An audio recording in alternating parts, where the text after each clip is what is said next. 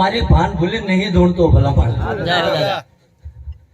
4 કે 6 નું વેણ હતું વિજયસિંહ, 1 કે 3 નો વધાવો માંગ્યો હતો.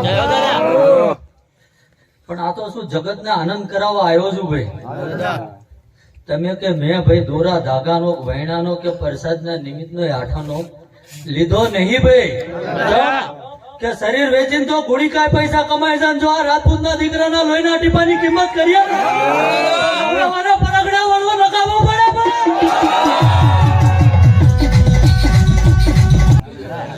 પણ જગત જાપે ઉભું રહ્યું વાદળ હમો જોઈને હિસકા નાખતું હતું ને ભાઈ,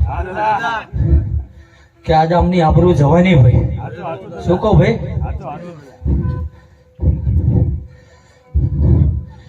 મારે કદાચ ભાનમાં હતા અને મારી ટોળીમાં ફર્યા હોય ને ભાઈ, આ શિવની ટોળી કહેવાય એટલે ટોળી કીધું ભાઈ.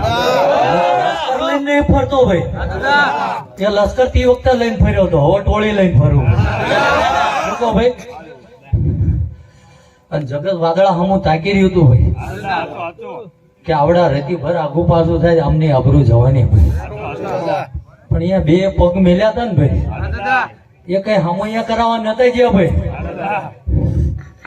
પણ હાચા ભાવન હાચા વાર્તે દોડ્યા હોય ને ભાઈ, અને દુનિયા તમારી આબરૂ ઉતરે એનું રાહ જોઈને બેઠી હોય, મહાદેવ ના ઘરે કદાચ સભા ભરીને બેઠો ને આળીઓ નાખીને જો વરસાદ બંધ ના કદો